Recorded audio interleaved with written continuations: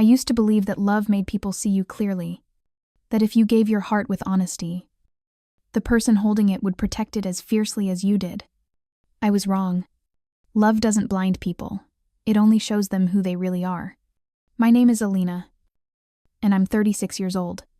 For 10 years, I was a wife, a stepmother, a woman who thought patience could heal arrogance. I built a home from silence and sacrifice, convincing myself that endurance was strength. But one morning, with a single lie, the life I built was torn apart, and the man who once promised to fight for me turned into my judge, jury, and executioner. It started on an ordinary Tuesday, the kind of morning when sunlight filters through half-closed blinds and the air smells faintly of coffee and perfume. I was setting the table for breakfast, humming absently. My husband, Daniel, they was upstairs getting ready for work, and his daughter Sophie, from his first marriage. They was supposed to join us before heading to college. Sophie had always been polite, not affectionate, not warm, but civil enough to make peace seem possible. I tried for years to build a bridge between us. I went to her recitals, remembered her birthdays, even gave up weekends so Daniel could spend time with her alone. But love given to the unwilling becomes invisible. That morning, she came down with her eyes red and face pale. I thought she was sick, until I saw the phone in her hand and the trembling in her voice. "You're disgusting," she said, and the words hit like a slap. I froze. "What are you talking about?" She threw her phone on the table. There, on the screen, was a blurred photo. Me, leaning slightly toward a man during a company dinner, laughing at something he'd said. Nothing inappropriate, nothing that could be mistaken for more than a friendly moment. But the caption she'd added told another story. It read, "Stepmommy's been busy behind Dad's back." For a heartbeat. My brain refused to process it. "Sophie, that's not. Save it," she hissed. I told Dad. He's on his way. The air in the room turned heavy, almost electric. I could feel the blood drain from my face as footsteps thundered down the stairs. Daniel appeared, his expression already carved with judgment. "Is it true?" he demanded. "Of course not," I said, my voice trembling. "That photo, it's nothing." We were at a company dinner. Everyone was there. "Stop lying," Sophie cried, tears streaming now, her performance flawless. "I saw the messages too. You told him you needed him." He blinked. "Messages? What messages?" Daniel's eyes narrowed. "Don't insult my intelligence." She showed me screenshots. My chest tightened. "Then show me." He hesitated, glancing at Sophie, who looked away. And that was the moment I understood. There were no real messages. There didn't need to be. She had already planted the poison, and he'd swallowed it whole. "Daniel," I said quietly, "you know me. You know me. Do you really think I would?" He cut me off, voice low and shaking. I thought I did.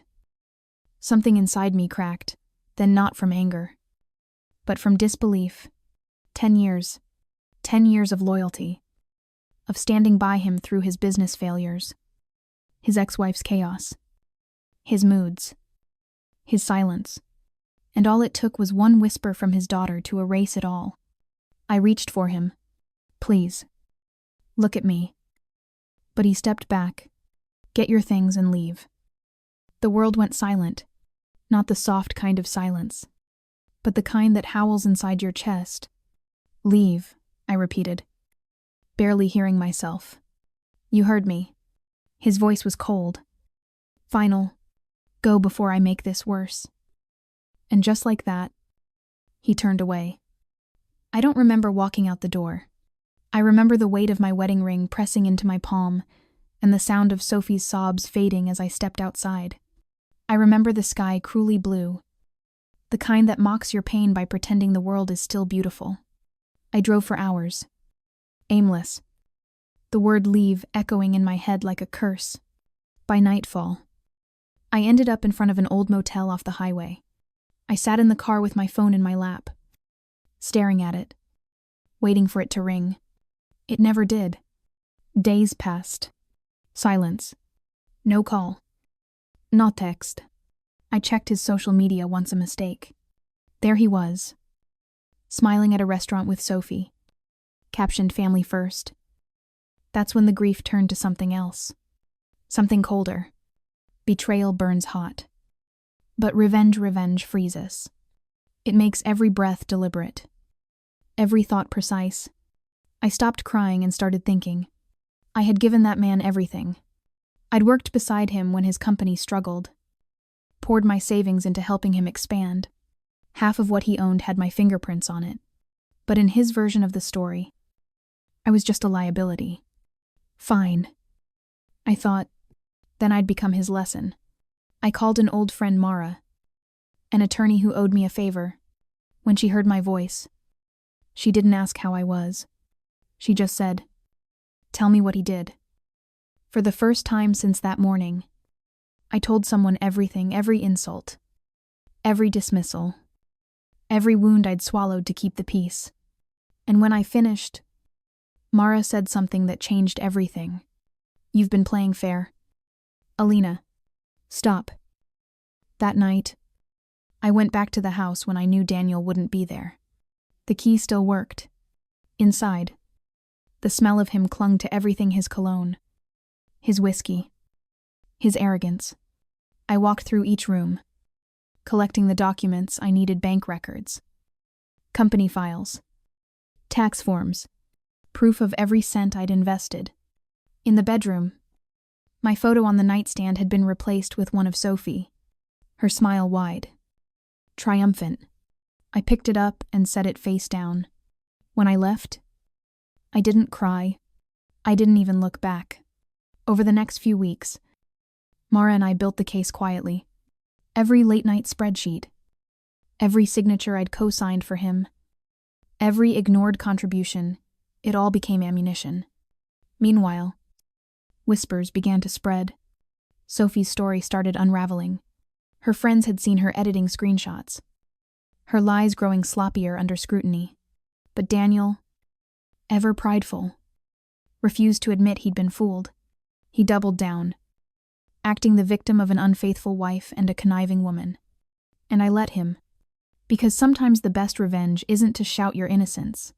It's to let the guilty drown in their own certainty. By the time he realized I was coming for him legally, it was too late. The notice of proceedings arrived at his office like a thunderclap. Mara had filed for divorce and full entitlement to my share of the assets, including the company. He called that night. The first time I'd heard his voice in weeks. "Alina," he said, his tone somewhere between disbelief and anger. "What is this?" "Justice," I said softly. "You're overreacting. We can talk." "No," I interrupted. "You made your choice when you told me to leave. Now I'm making mine. You're destroying everything." He spat. "No," I whispered. "You did that yourself." When I hung up, my hands were trembling, not from fear, but power. For the first time, I wasn't the woman begging to be heard. I was the one writing the ending. And this time, it would be on my terms. The first hearing took place on a rainy Thursday morning. I remember because the rain that day felt like a mirror, relentless, cold, purifying. I sat in the back seat of Mara's car, watching the drops streak down the window as the courthouse loomed ahead. All gray stone and sharp corners. I wasn't nervous. I was hollow. And somehow, being hollow made me brave. Mara turned to me as she parked. "Remember, Alina, you don't have to defend who you are. Just let the facts do the talking." Facts. That was the difference between me and them. They had lies. I had proof. When I entered the courtroom, Daniel was already there, expensive suit, tie perfectly knotted. The kind of man who believed appearances could rewrite truth. Beside him sat Sophie, pretending to be fragile, her head bowed, her hand resting lightly on his arm. I almost smiled at the performance. She'd learned manipulation from a master. When his eyes met mine, he hesitated just a flicker, as if the woman standing before him wasn't the same one he'd thrown out weeks earlier. Maybe she wasn't. The judge called the session to order. Mara spoke with precision, her voice smooth but sharp as glass. She presented bank statements, emails, co-signed agreements line by line. Year by year, building the story of a woman who had been erased from her own life by the man she'd built it with. Daniel's lawyer tried to object, to spin the narrative. Mrs. Wilson was not involved in the company's strategic operations. Her contributions were purely domestic. Mara smirked, sliding a folder across the table. Then perhaps Mr. Wilson can explain why half of these contracts bear his wife's signature, or why her personal funds were used to cover his failed expansion. He shifted uncomfortably, his jaw tightening. The judge looked unimpressed. Mr. Wilson. Daniel cleared his throat. My wife offered financial support voluntarily. It wasn't an investment. Interesting. Mara said, because in your email from March 17th, you thanked her for saving the company and promised to make it right once profits stabilize. Would you like me to read it aloud? The silence that followed was thick enough to taste. For the first time, I watched Daniel lose control, the confidence slipping, the arrogance cracking. It was strangely beautiful. When the session ended, Sophie hurried to her father, whispering furiously. I didn't need to hear her words to know what they were. Blame never these quietly. Mara touched my arm. You did good today. I nodded, staring at the rain outside.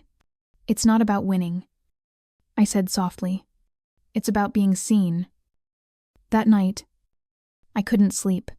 I lay awake in my apartment, listening to the hum of the city below.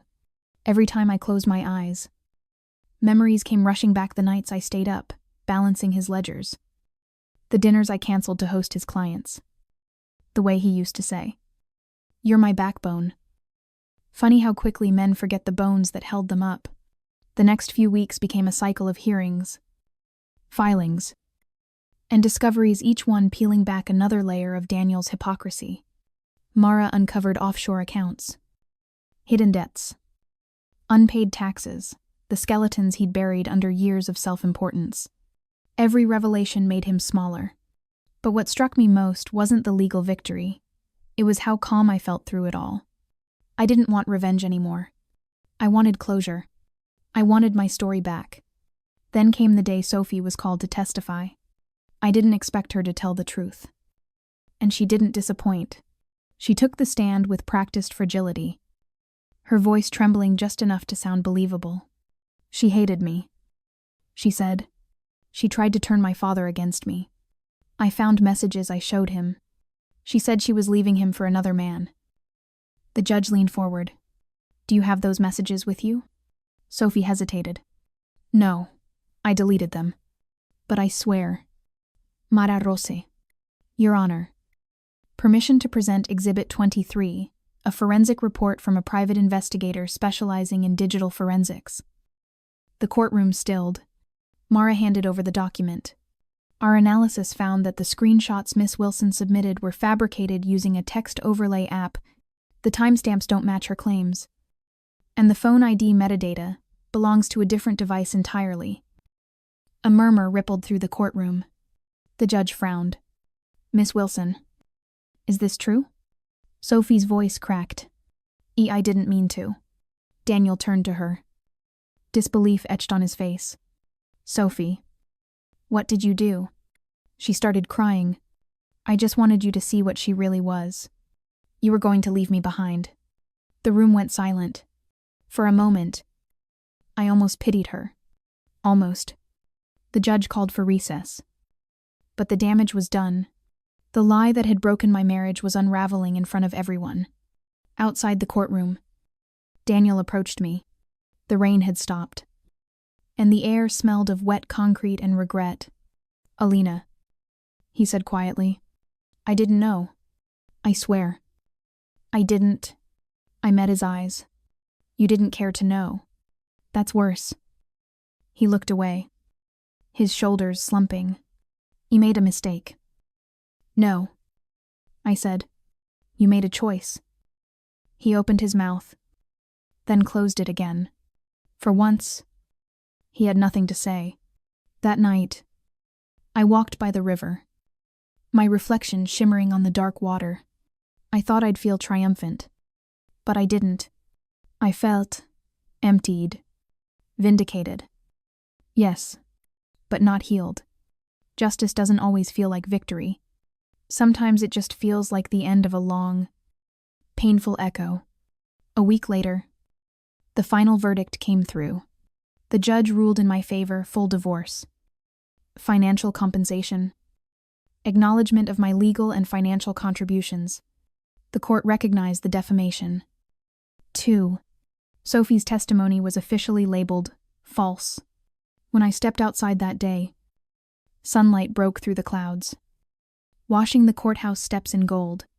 I stood there for a moment, eyes closed, letting the warmth sink in. It wasn't joy. I felt it was freedom. Mara walked beside me, grinning. You did it. I smiled faintly. No, I said. The truth did. We celebrated that night with quiet dignity, no champagne, no grand speeches. Just two women who understood what it meant to survive without losing their souls. But karma, I've learned, doesn't finish its work all at once. It lingers slow, deliberate, patient. 2 months later, the word spread that Daniel's company had begun to collapse. Investors pulled out after the scandal, clients withdrew, and the board demanded his resignation. The man who once thought himself untouchable was now a headline of his own making. And Sophie, she dropped out of school. Her reputation stained. Her social media accounts vanished one by one, leaving behind only silence. I didn't smile when I heard. I didn't gloat. I just whispered, balance. Because life always finds it. But that was only half my story. Winning the case didn't mean healing the wound.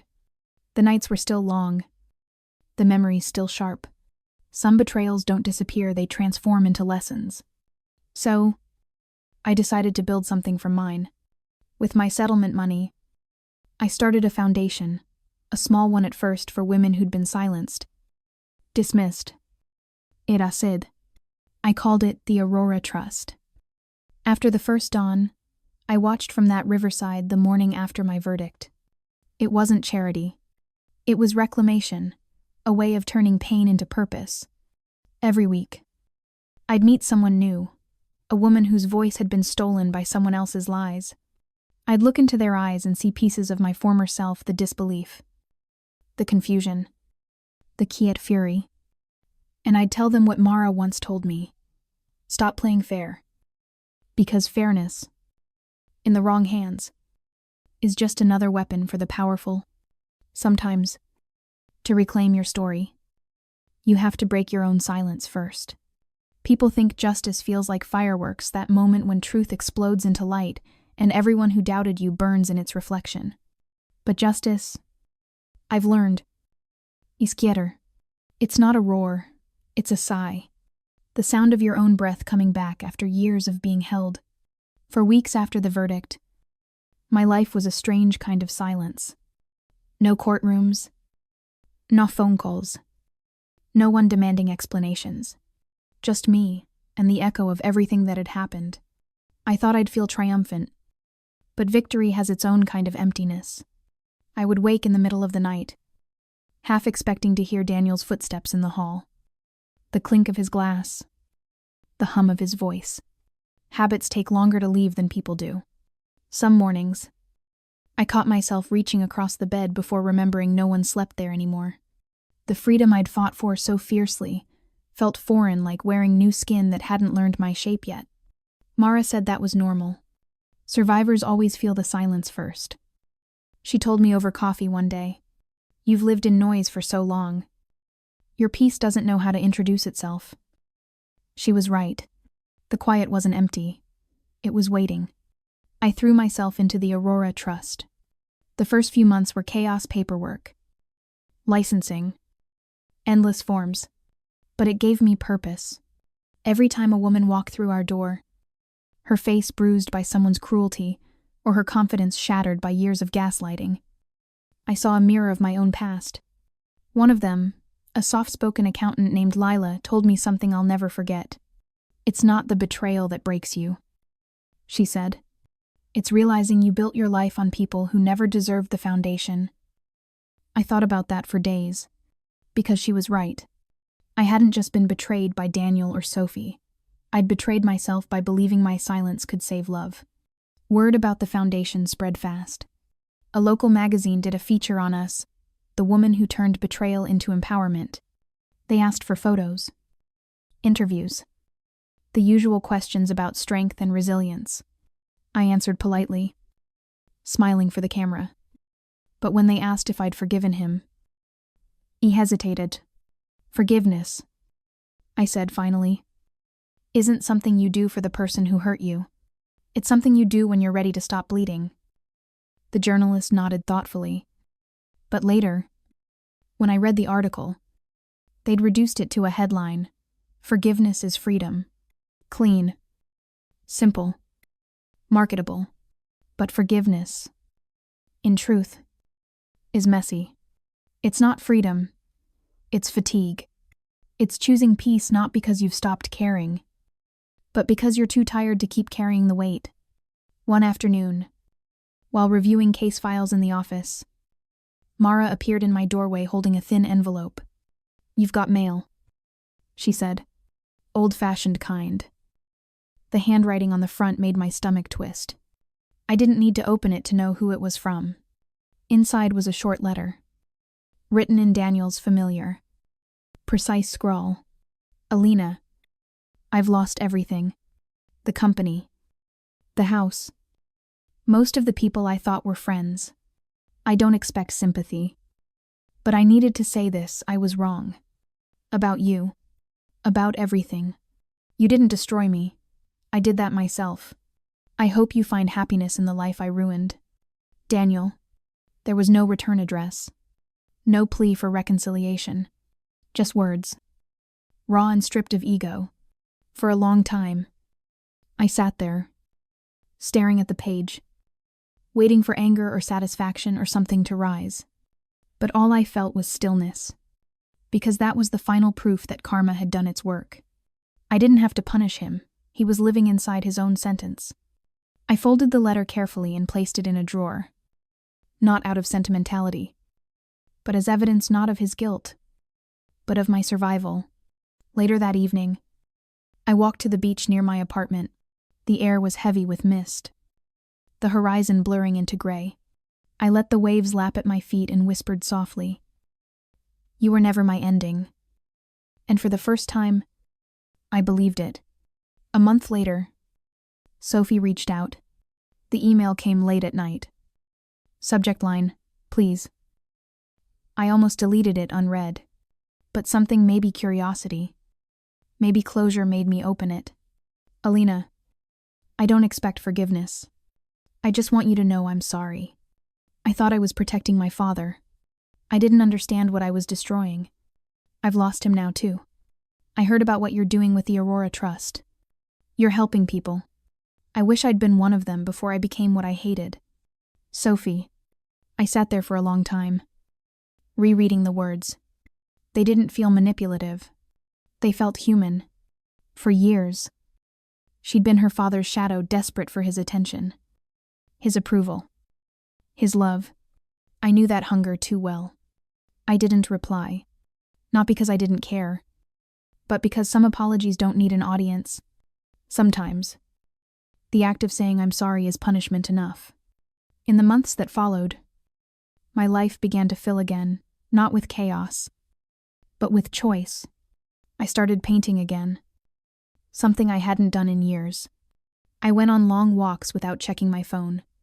I learned how to sleep without fear of waking to confrontation.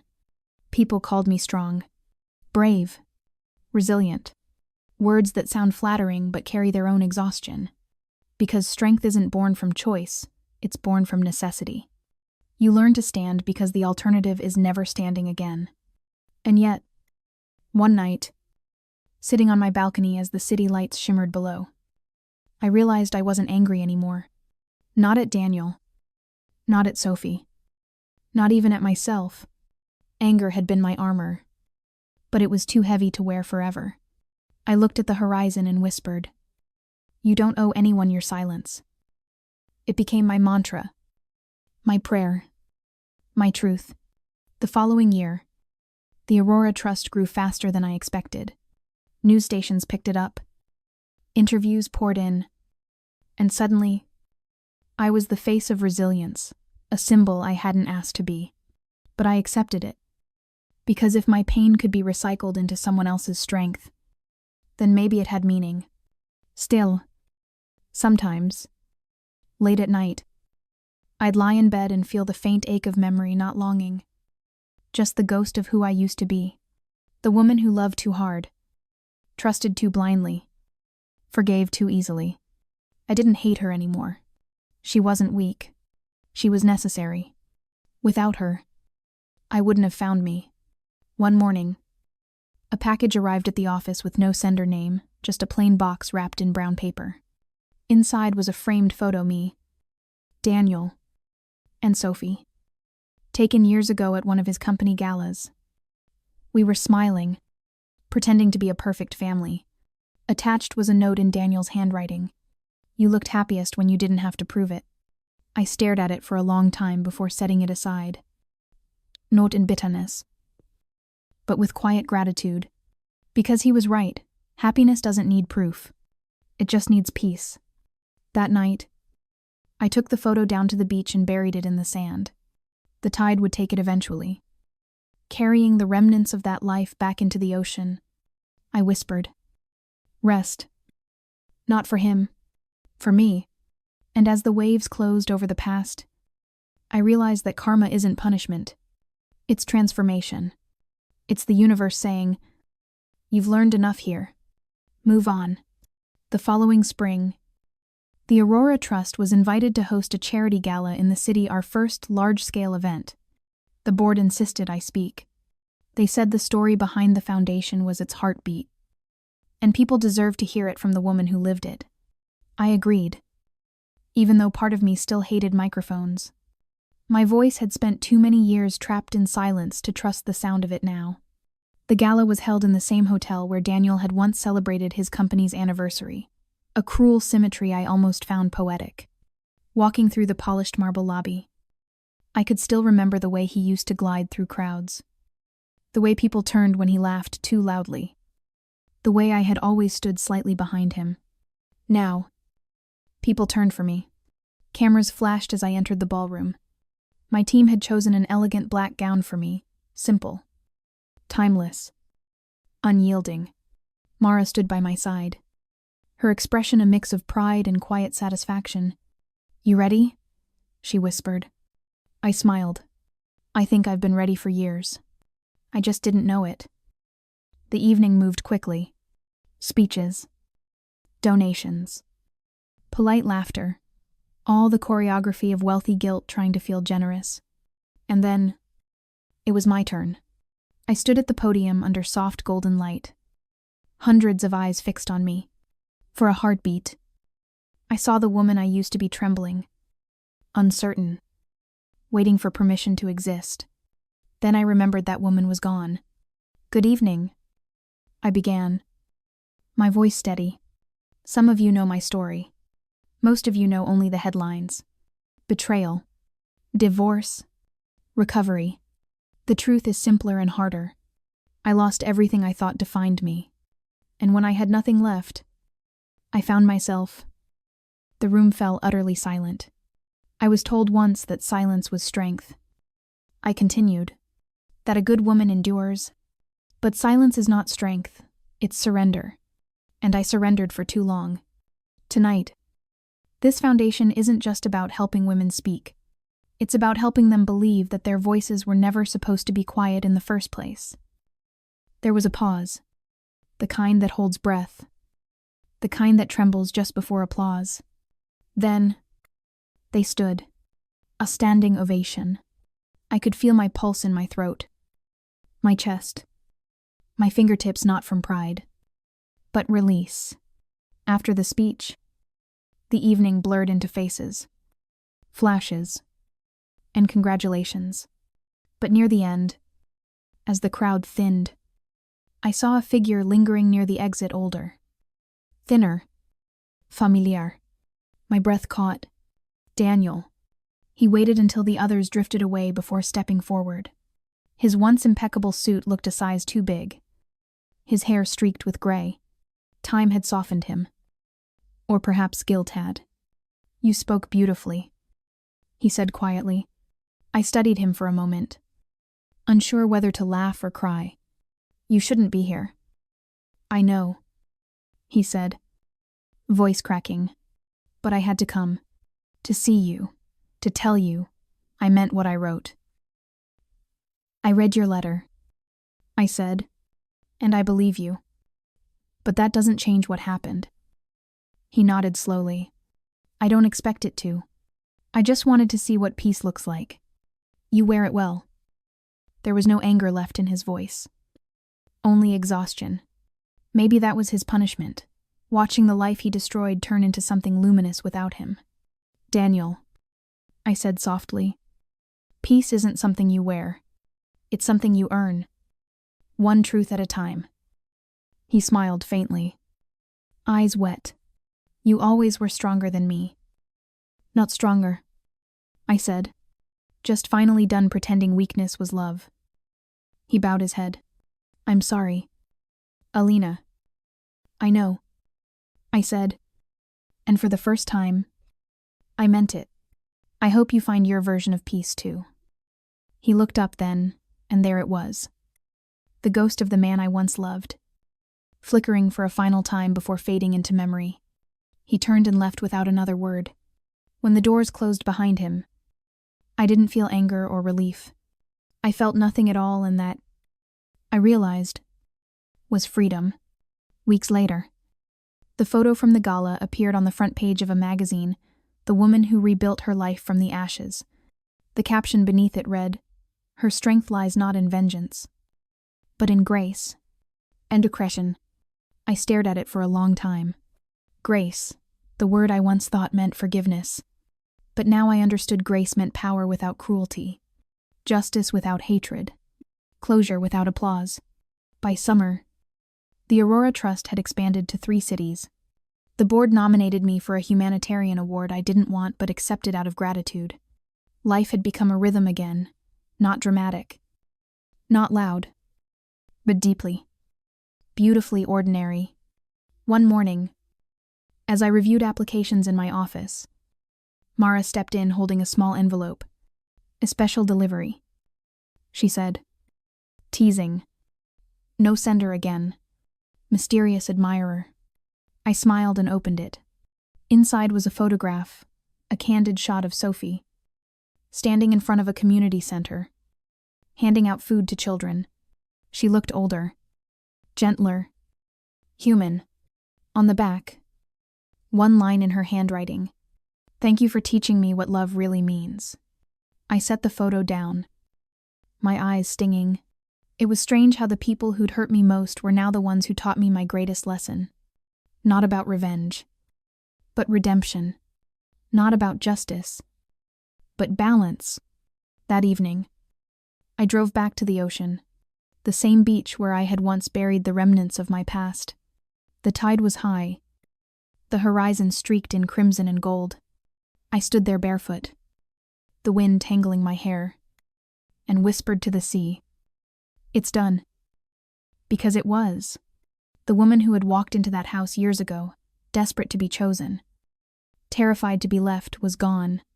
In her place stood someone unbreakable, not because she hadn't been broken, but because she'd learned how to build herself back with the pieces.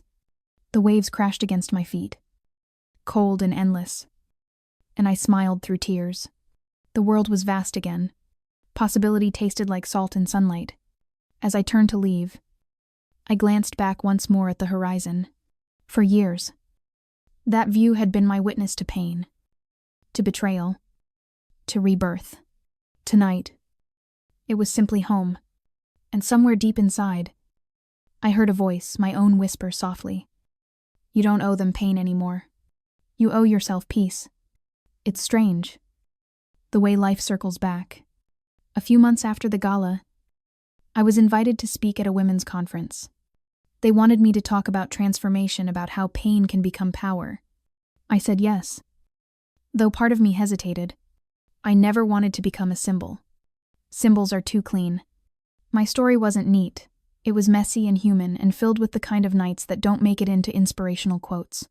The conference hall was small, intimate. Rows of women sat close together, their eyes full of stories I didn't know but somehow understood. I walked onto the stage with no notes. No script. Just truth. I used to think strength meant not breaking. I began that if you could keep standing while everything collapsed around you, you were winning. But real strength isn't about standing tall, it's about learning how to stand again. After the fall has already broken you. They were silent, listening, breathing with me.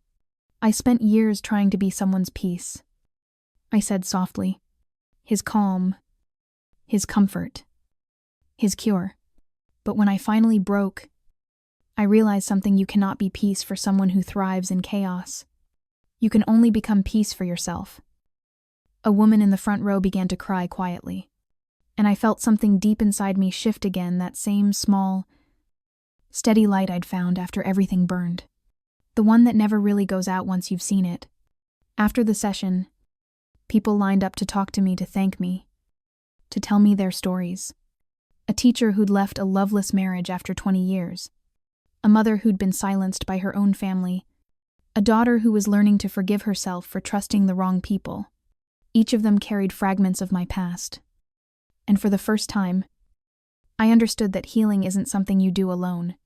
It's something that echoes, one person's voice giving courage to another. When the crowd finally thinned, I stepped outside. The sun was setting, the light soft and golden, and I could hear the faint sound of the ocean nearby. I smiled. Somehow, the sea always found its way back into my story, constant, patient, endless. That evening, I drove to the shore. The wind was gentle, and the tide shimmered with reflections of the fading sky. I stood barefoot at the edge of the water, the sand cool beneath my feet. The horizon stretched wide and silent before me. For a long moment, I just breathed, in and out, in and out. So much had changed. The woman who once begged to be heard was now someone people came to for guidance. The man who had tried to erase me had vanished into the background of his own regret. His daughter, once my enemy, had found redemption through empathy.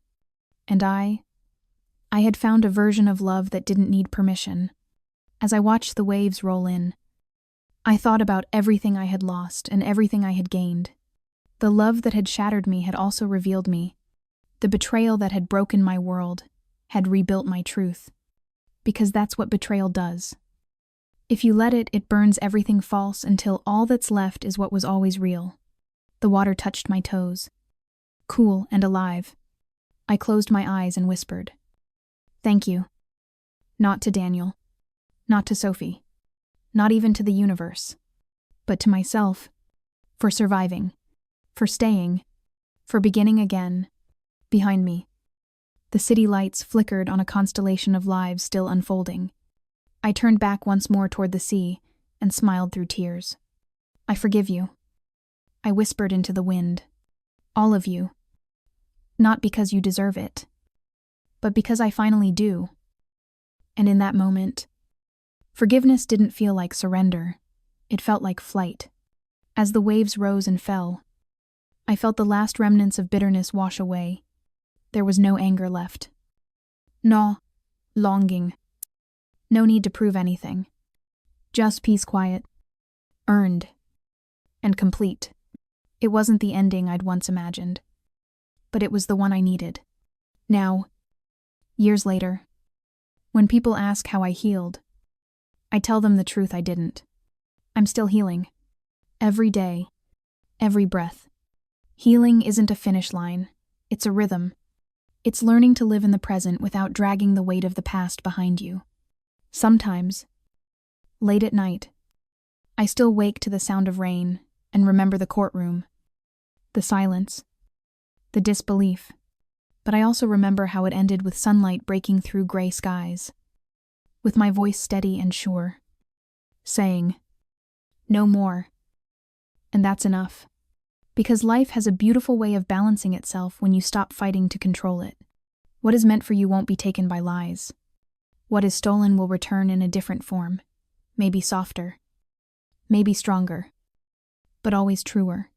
As I write this now, sitting by the same ocean that once witnessed my despair, I realize something simple yet profound. You can't rewrite the past, but you can stop it from writing you. You can stop living as the victim of someone else's choices and start living as the author of your own redemption. And when you finally do, when you stop waiting for apologies that will never come, when you stop proving your worth to people too blind to see it, you will understand that peace was never something to be found. It was something to be reclaimed. The sun dipped below the horizon, painting the water in gold. I stood there a little longer, the wind in my hair, the world around me perfectly still. I wasn't waiting for anything anymore, because I had already arrived. If this story touched your heart, please, like, share, and subscribe for more heartfelt true stories about betrayal, redemption, and the quiet power of healing. Leave a comment below. Tell me what forgiveness means to you, or the moment you finally chose peace over pain. Remember, sometimes walking away isn't weakness. It's the beginning of becoming unstoppable.